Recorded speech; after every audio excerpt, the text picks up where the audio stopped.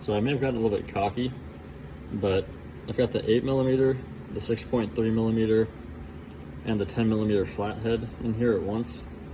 And it should be starting at 25 PSI.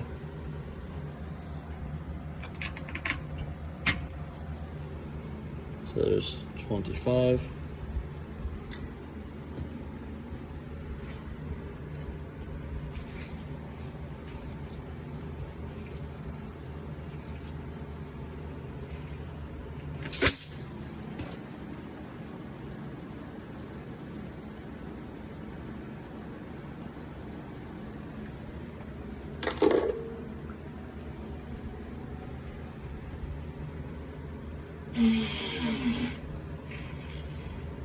So you can see this is zeroed out, and still at 25 PSI.